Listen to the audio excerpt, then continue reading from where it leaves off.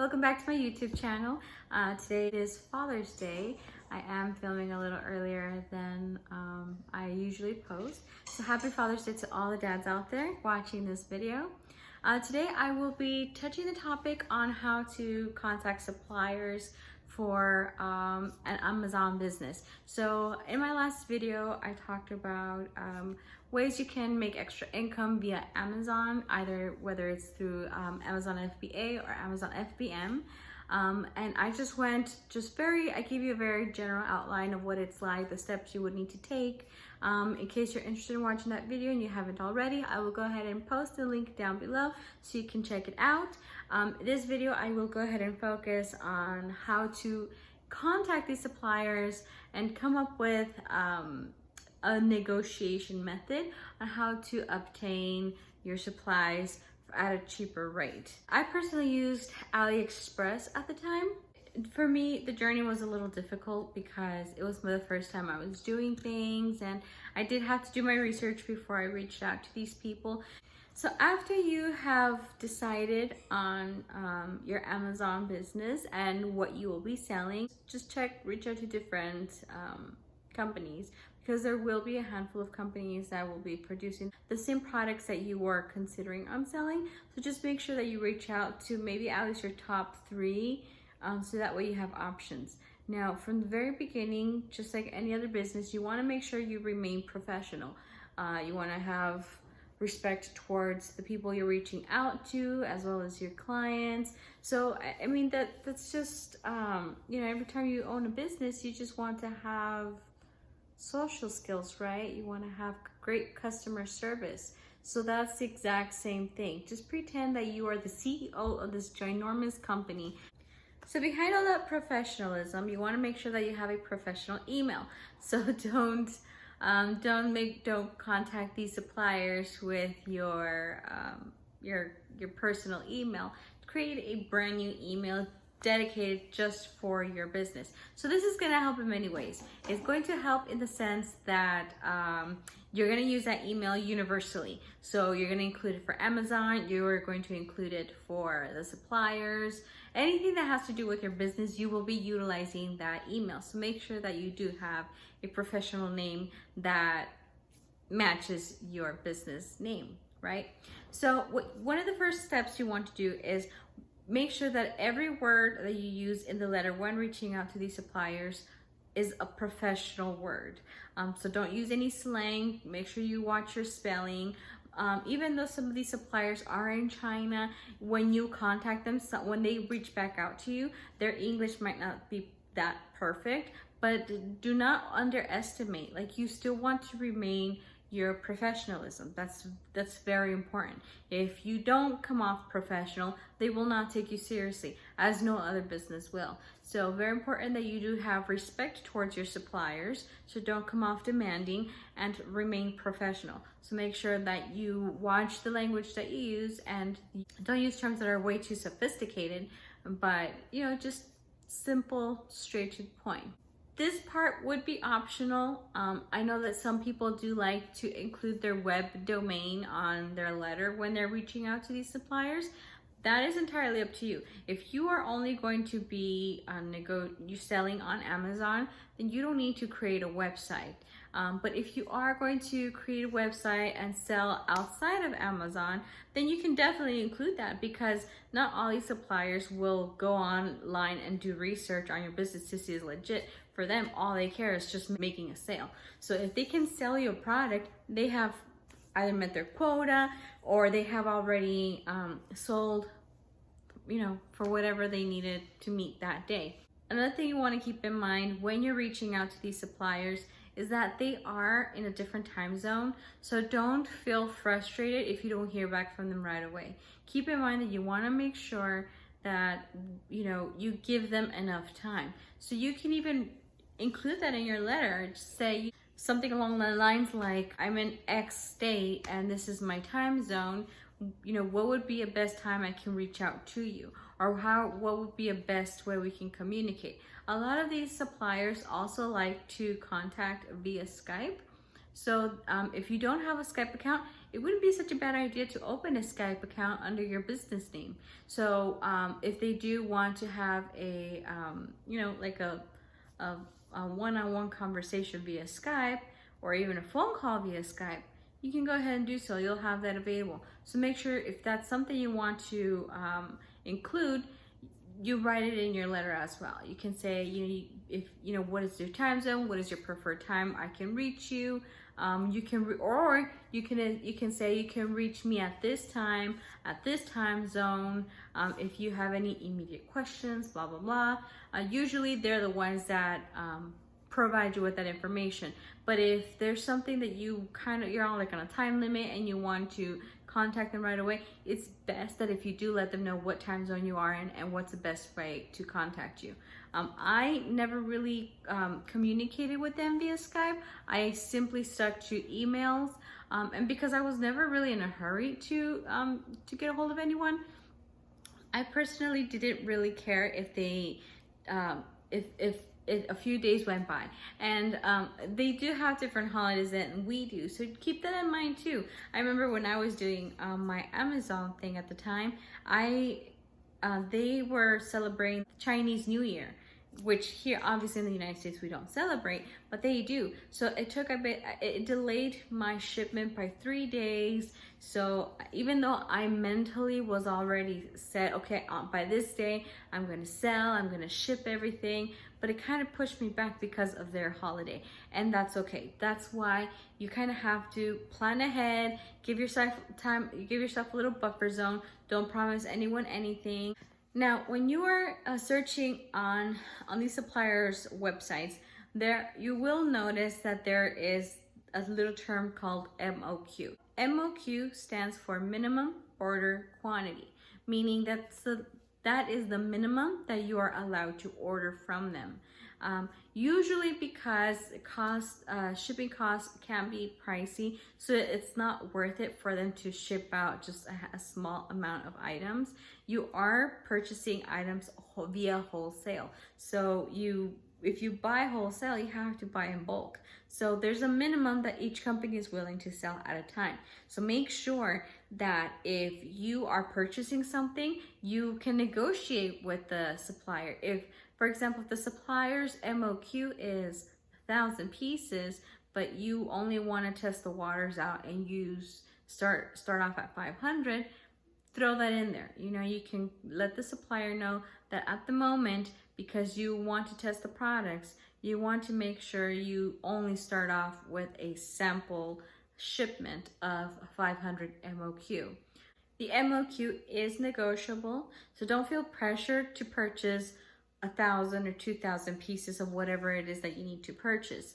So just let them know that you're starting off with them, you're starting off a new relationship, and since this is the first time you're purchasing from them, you're not sure how well it will sell, so you would like to start off with a sample sale.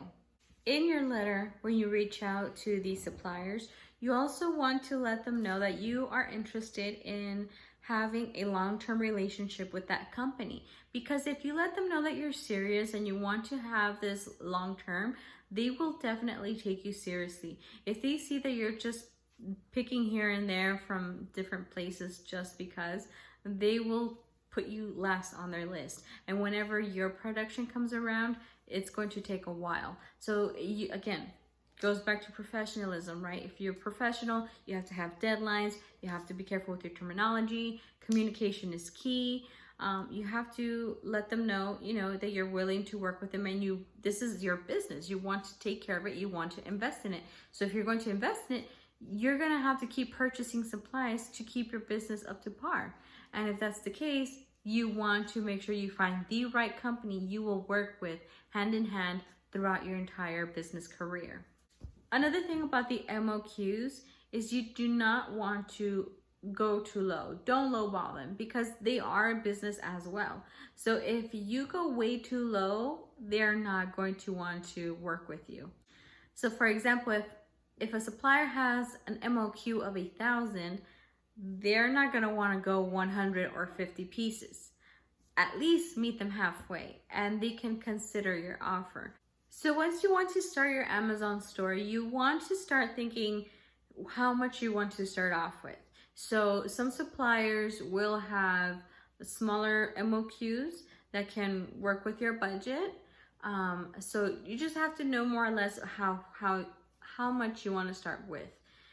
Obviously, the lower quantity, the lower MOQs, the higher the prices will be. And the more MOQs, the more pieces you purchase, the lower the price will be. So it just really depends on your, on your budget, how much you want to start off with, how much you're willing to risk, because that is definitely something you're going to want to include in the letter. You can say, my name is Gabby Gallaga. I am the sales manager for Sparkly Shoes, and my company is willing to start off with X amount of MOQs. We're hoping we can carry a long-term relationship with you, but we would like to have some of our following questions answered before we can consider furthering our business with your company.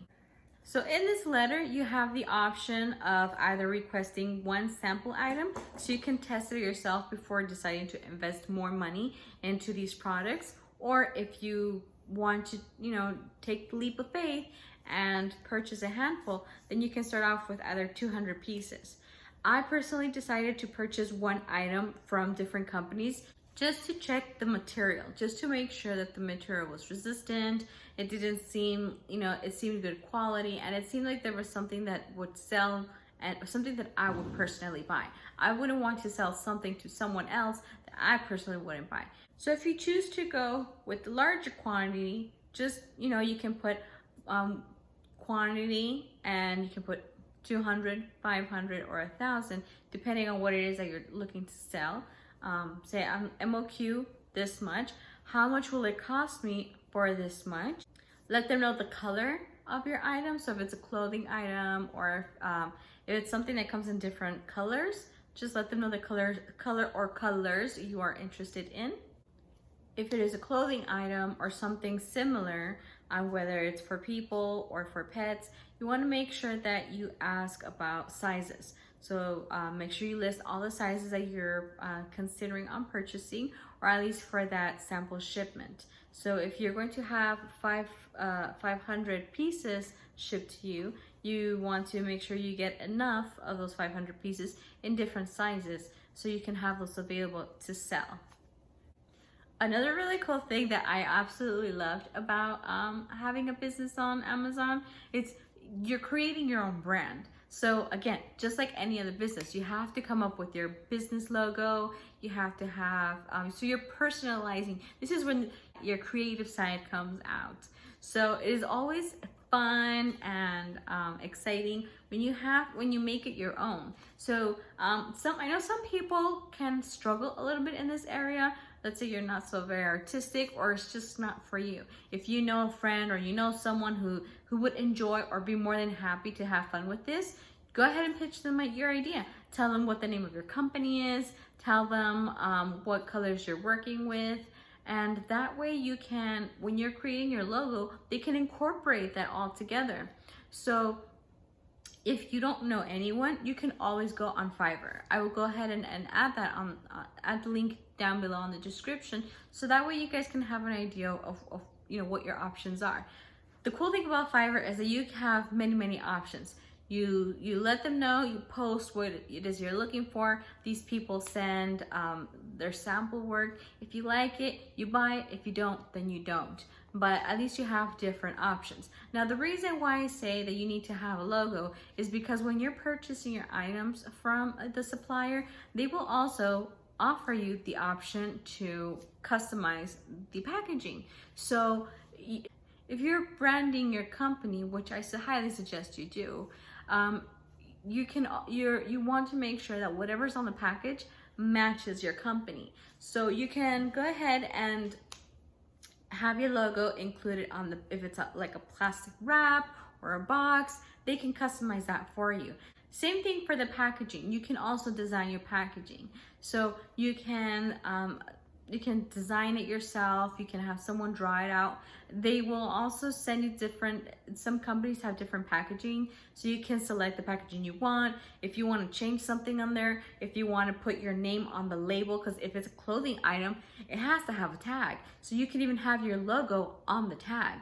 Just keep in mind that when you do purchase something that is going to be wrapped in a small bag, Amazon requires that you have this warning on the label, on the bag, that says it's a choking hazard for children, so keep away from small children. So that's something that you definitely have to include in the letter when you're submitting this to your supplier. Because if you're going to have them ship it to you or to Amazon, that needs to be on the package. Otherwise, Amazon cannot sell it because it's a choking hazard.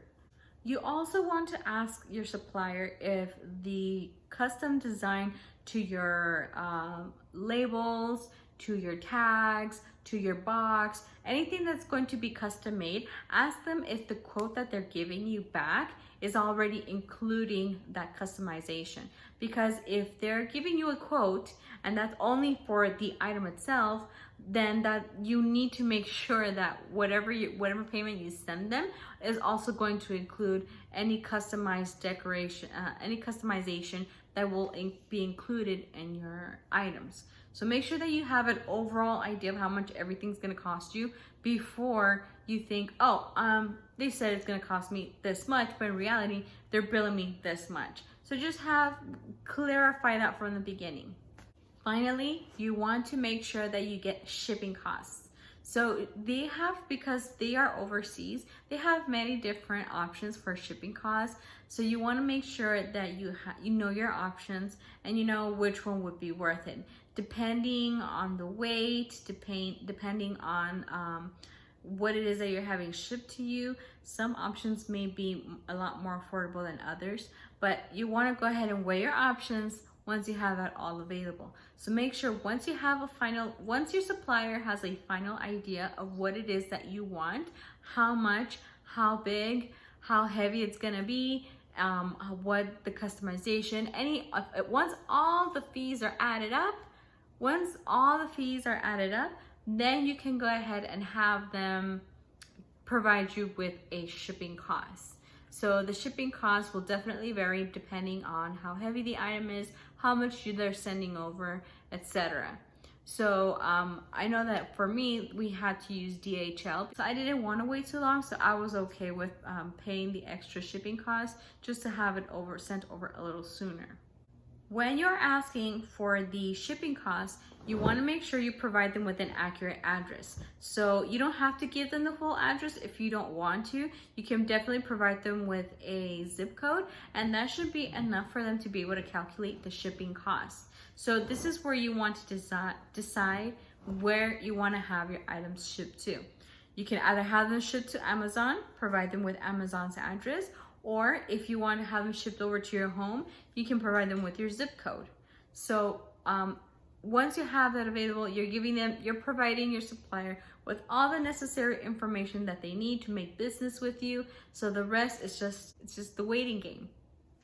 And that's all there is to it. So once you have finished your letter, you want to read it over and over. Make sure, check your spelling. Make sure you're coming off polite. Greetings.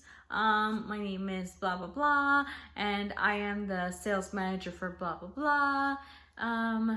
We are seeking a company where we can create a long-term relationship to sell this kind of product. We would like to know if you can answer any of our following questions, and just list your questions, like item, MOQ, color, weight, size, all that good stuff. And then customization, our customization costs included in the total quote, shipping costs. And once they give you back that information, make sure you always reply, thank you for your quick response. If it's something that's out of your budget, or if it's something that you just don't feel like you want to work with, just say, thank you for your time. Thank you for the information, but this is not what we're looking for. This is not what we're, or we will consider your offer. Let me discuss this further with my manager, my supervisor, and see what agreement we can come up on.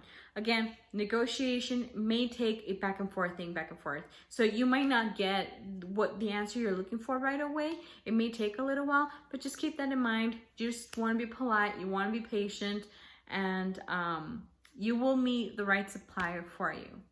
I hope that this information was very useful and very helpful to you guys.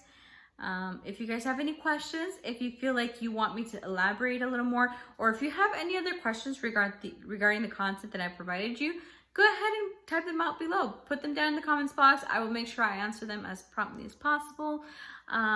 If you liked this video, you enjoyed the content, go ahead and give it a thumbs up. Go ahead, don't forget to subscribe. This little corner right here. Go ahead and subscribe and share this video with anyone that you know that is considering on selling on Amazon, or anyone that has sold with Amazon but is looking to start this all over again. Whatever it is. Thank you guys for watching. I will see you guys next time.